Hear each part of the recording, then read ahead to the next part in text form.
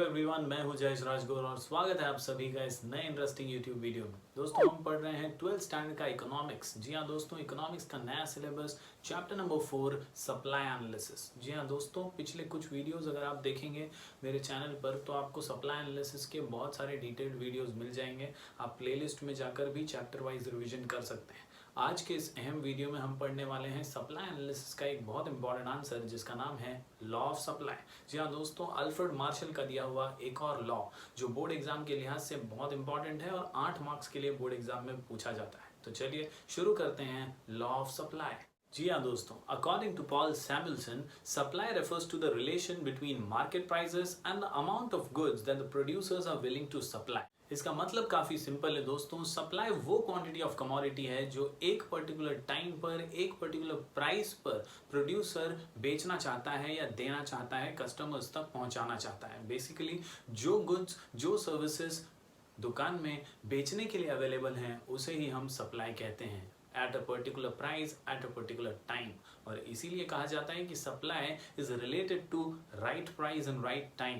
दस इस law of supply के आंसर में हम समझेंगे relation between supply and price. बहुत ही आसान सा लॉ है दोस्तों। अगर आपने लॉ ऑफ डिमांड समझा है और आपको लॉ ऑफ डिमांड के रूल्स पता है, उसका रिलेशन विद प्राइस पता है, तो डेफिनेटली लॉ ऑफ सप्लाई आप आसानी से समझ जाएंगे। अगर आपने लॉ ऑफ डिमांड का वीडियो नहीं देखा है तो ज़रूर आई बटन पे क्लिक करके उसे देख लीजिए। लॉ ऑफ डिमांड का एग्जैक्टली अपोजिट वे में रिएक्ट करने वाला है लॉ ऑफ सप्लाई। जी हाँ दोस्तों, हमने देखा था लॉ ऑफ डिमांड में प्राइस नीचे तो डिमांड ऊपर, प्राइस ऊपर तो डिमांड नीचे। यहाँ पर कुछ अलग सा खेल है। लॉ ऑफ सप्लाई में हमेशा याद रखिए प्रोड्यूसर बिहेवियर हम देखने वाले हैं, यानी प्रोड्यूसर के एंगल से चीज़ों को समझना है। तो प्रोड्यूसर चीज़ें तभी बेचता है जब सही समय पर सही दाम मिलता है, और इसीलिए प्राइस ऊपर तो सप्लाई ऊपर, प्राइस नीचे तो सप्लाई नीचे।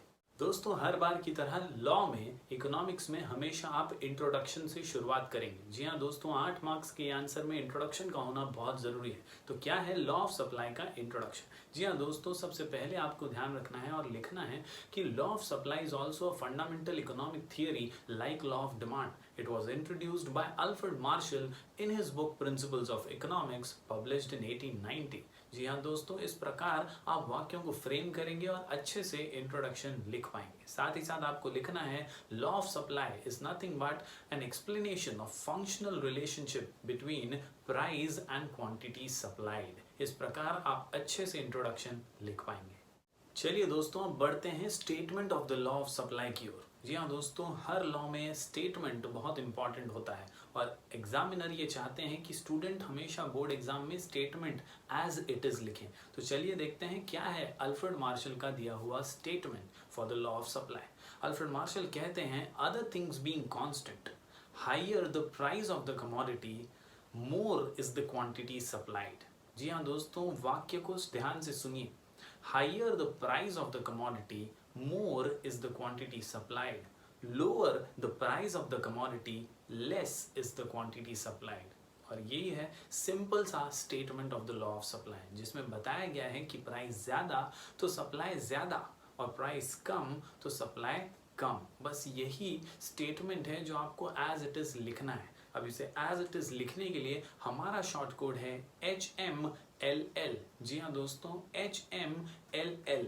HMLL ये 4 शब्द आपको मदद करेंगे आसानी से स्टेटमेंट को एज इट इज़ लिखने में। HMLL यानी higher price more quantity supplied, lower price less quantity supplied, higher more lower less, higher more lower less. जी हाँ दोस्तों, आसानी से statement of the law of supply लिख सकते हैं। स्टेटमेंट काफ़ी सिंपल है। According to Alfred Marshall, other things being constant, यानी बाकी सारे फैक्टर्स कांस्टेंट रहेंगे प्राइस को छोड़कर, और जब भी higher the price of the commodity, more is the quantity supplied, and lower the price of the commodity, less is the quantity supplied.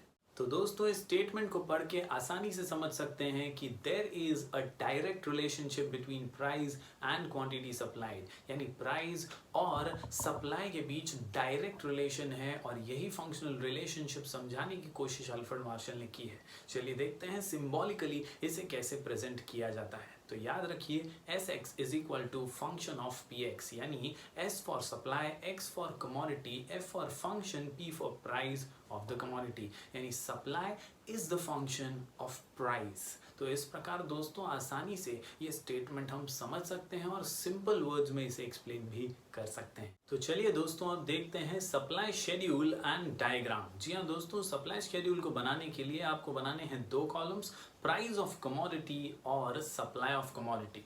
जिस प्रकार आप यहाँ पे देख सकते हैं, प्राइस के कॉलम में 10, 20, 30, 40, 50 रुपीस दिए गए हैं और दूसरी तरफ सप्लाई के कॉलम में आप देख सकते हैं 100, 200, 300, 400 और 500, ये supply in KGs of that commodity दिया हुआ है। तो इस प्रकार समझ सकते हैं दोस्तों, जिस तरह से स्टेटमेंट था कि प्राइस ज्यादा तो सप्लाई ज्यादा, प्राइस कम तो सप्लाई कम, उसी प्रकार का शेड्यूल हमने यहाँ पर बनाया है और हमारे टेक्स्ट बुक में भी दिया गया है। दोस्तों समझिए बहुत आसानी से और उसे लिखने की भी उसी तरह कोशिश कीजिए कि when at price 10 the commodity supplied is 100 and as the price increases the supply also increases। और इसी तरह प्रोड्यूसर के एंगल से प्रोड्यूसर के बिहेवियर को आपको लिखना है और ये शेड्यूल आसानी से आप एक्सप्लेन कर पाएंगे। दोस्तों शेड्यूल के साथ आपको बनाना है एक डायग्राम और डायग्राम में भी आप शेड्यूल का ही रिप्रेजेंटेशन करेंगे।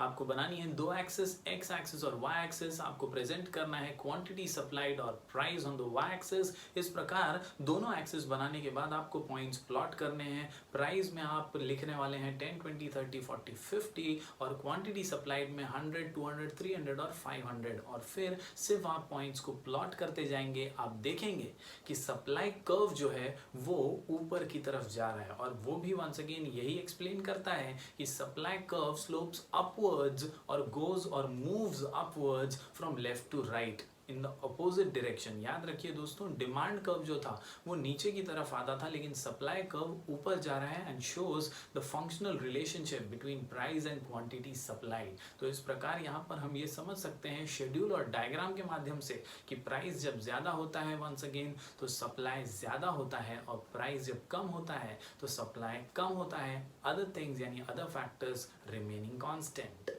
दोस्तों हर लॉ में होते हैं अजम्पशंस और एक्सेप्शंस। चलिए दोस्तों देखते हैं लॉ ऑफ सप्लाई के अजम्पशंस को। जी हाँ दोस्तों, पहली ही लाइन में स्टेटमेंट में अल्फ्रेड मार्शल ने कहा है अदर थिंग्स रिमेनिंग कांस्टेंट, यानी प्राइस फैक्टर को छोड़कर बाकी सारे फैक्टर्स कांस्टेंट रहने चाहिए, ऐसी धारणा अल्फ्रेड मार्शल ने बनाई है। और अल्फ्रेड मार्शल चाहते हैं कि अगर लॉ अज्यूम करना है, लॉ को समझना है, लॉ को एक्सपीरियंस करना है तो अदर थिंग्स यानी अदर फैक्टर्स का कांस्टेंट रहना बहुत जरूरी है। तो चलिए देखते हैं क्या है उनके अजम्पशंस और किस तरह से कौन सी चीजों का कांस्टेंट रहना बहुत जरूरी है। चलिए दोस्तों शुरू करते हैं assumptions of law of supply.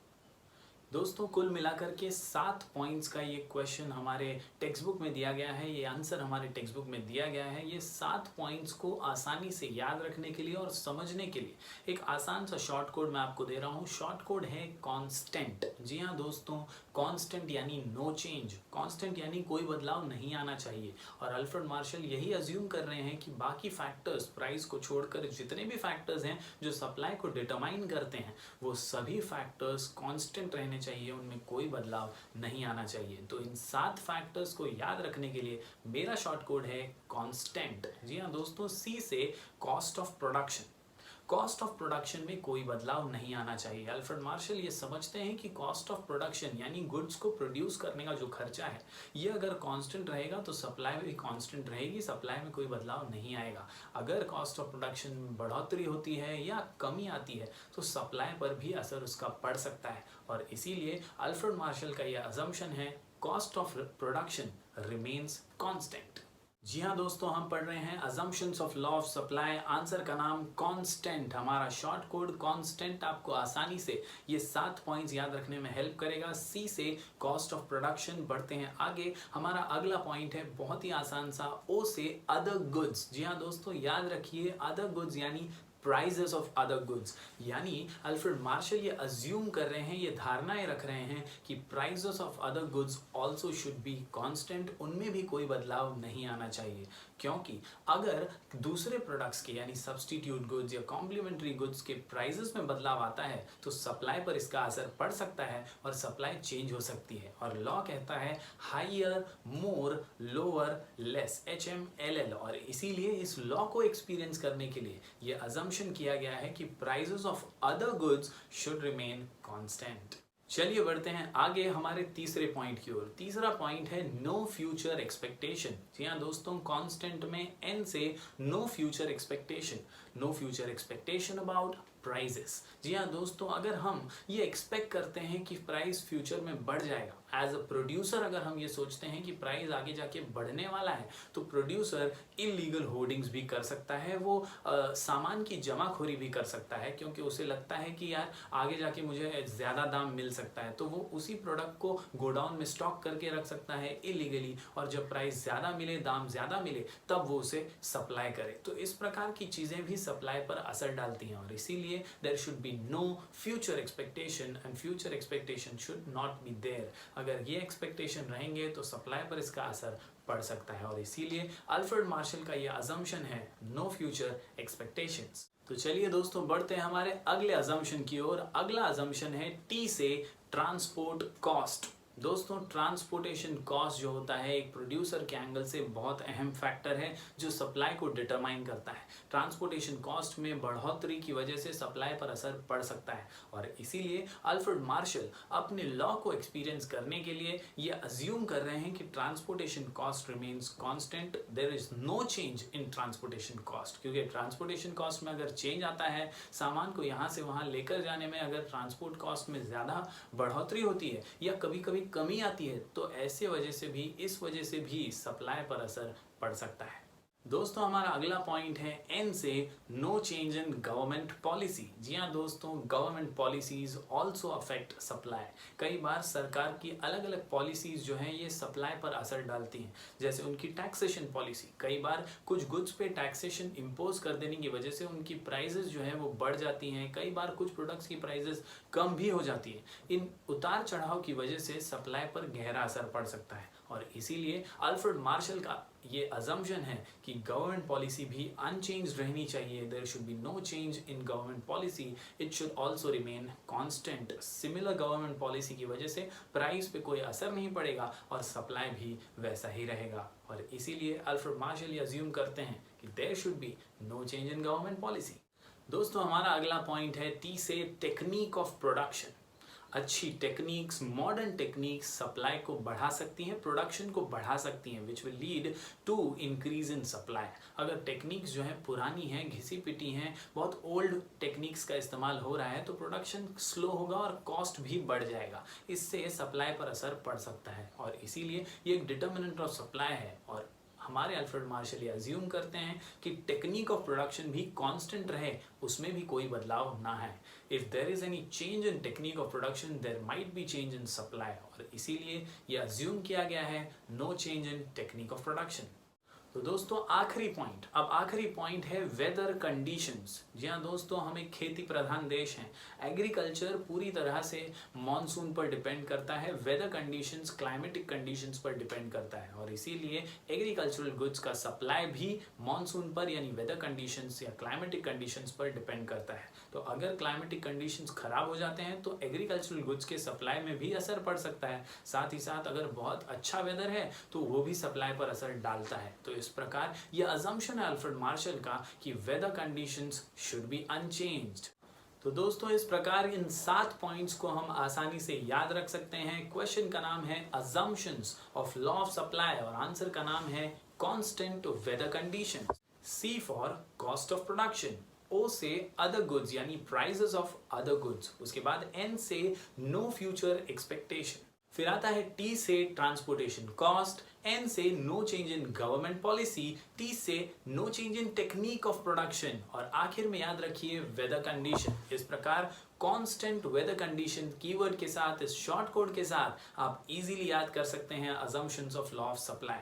Basically इस पूरे वीडियो का कंक्लूजन या सारांश यही है, प्राइस ज्यादा तो सप्लाई ज्यादा, प्राइस कम तो सप्लाई कम, यानी HMLL, higher the price of the commodity, more is the quantity supplied, lower the price of the commodity, lesser is the quantity supplied। इस प्रकार आसानी से आप याद रख सकते हैं लॉ ऑफ सप्लाई, अच्छे से इसे बोर्ड एग्जाम में प्रेजेंट कर सकते हैं।